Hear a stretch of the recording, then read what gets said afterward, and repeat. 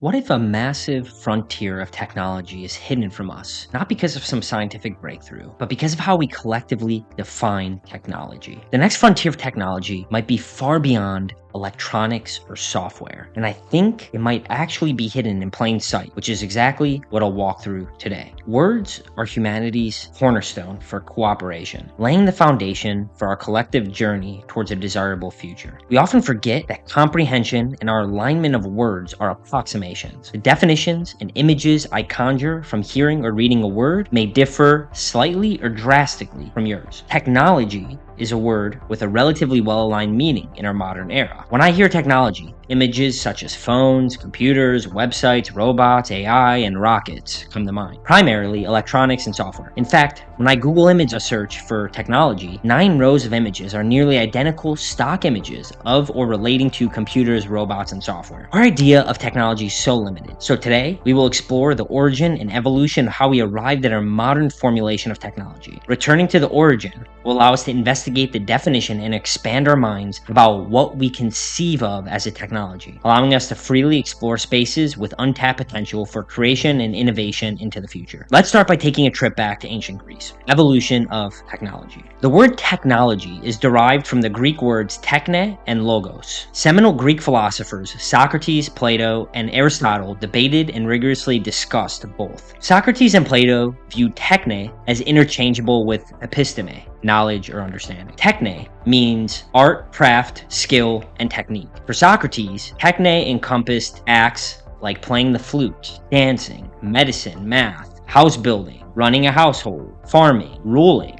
Plato added nuance to the idea by suggesting the craft was separate from what the craft accomplished. Aristotle viewed techne and episteme as separate. For him, techne was about the craft and the production through the craft, including the process and the product. Here, we see glimmers of our modern use of the word. Logia, or logos, means the study of knowledge. Interestingly, logia originally meant divine communication. In fact, the idea of logos is something that is associated with Jesus Christ in the Christian tradition, as it places the idea of the ability to wield free and authentic speech in pursuit of truth as fundamental. Together, techne and logia mean the application of knowledge to a specific skill or craft for the production of its domain. The word's origin resonates as congruent with reality. Technology feels like the production of a craft from a divine origin. In fact, if that were the definition, it would only make sense. Go back 500 years and place an air conditioning unit in the castle of a random noble family. They would undoubtedly think that God had dropped a gift on their doorstep. Move forward from ancient Greece. It wasn't until the 17th century that the word technology surfaced in English. In a short time, we get the steam engine, first chemical battery, the telegraph, gas-powered vehicles, commercial computers, the internet, the iPhone, ChatGPT, and the frontier letter in my YouTube channel. The idea isn't to highlight our history of technology, but rather the innovations to which we apply the word technology. We now arrive at our modern definition of technology, a practical application of knowledge, especially in a particular area, the capability given by the practical application of knowledge. This definition is quite close to the origin of techne and logia. However, as a culture, we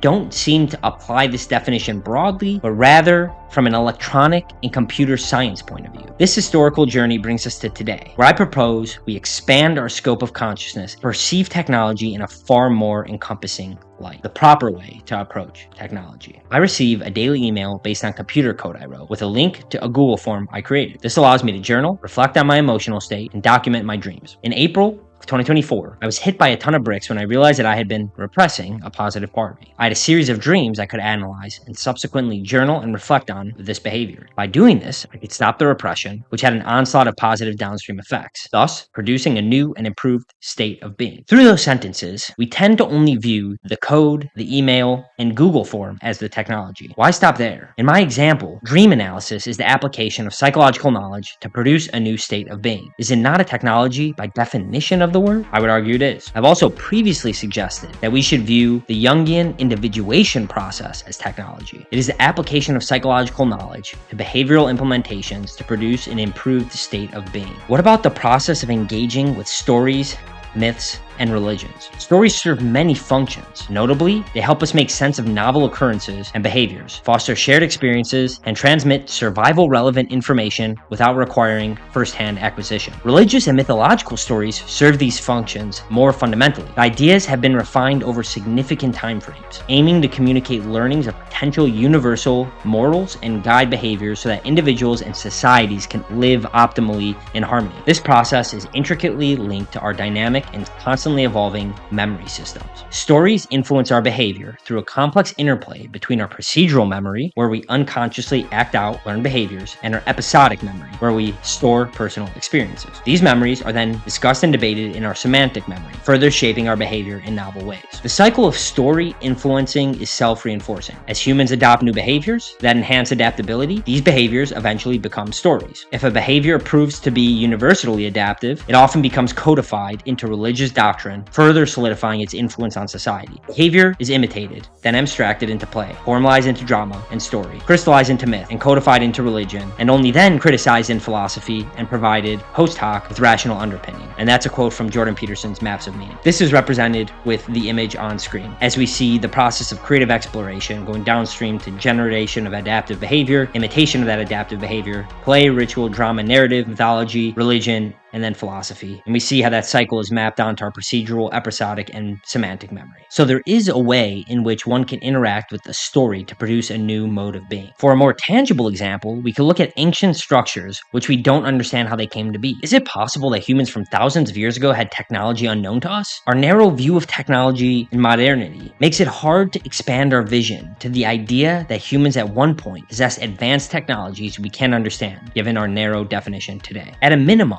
we should differentiate domains into realms of technology and regard those as worthwhile. Maybe things like individuation and religious rituals should fall into the bucket of psychotechnology. It's useful to approach technology this way for two primary reasons. One, it's logically accurate. Two, it serves us better in the imagination and creation of new technologies. What emerges as a technology only does insofar as we think something in that domain can be a technology. Through the Frontier Letter, I explore how emerging technologies have affected and will affect humanity. For this, I examine how they currently affect us and try to ideate new technologies that can benefit us. As we dilate the vessel of perceived technological innovation, the horizon of what's possible will become ever apparent to us. I will explore technologies in the context described here. I don't limit myself to only electronics and software when I speak of technology. I will also investigate myths, practices, rituals, and substances even that alter our state of being. Thank you for listening today, and if you made it this far, please drop a like on the video if you enjoyed. Subscribe if you want more of this kind of content, and if you want to get these videos ahead of time, check out the link in the description to my Substack, where I release essays and they'll go directly to your inbox, and these essays will come out typically weeks or months before the video actually comes onto YouTube, and it's completely free. Thank you for watching, everyone, and until next time, take care of yourself. Goodbye, folks.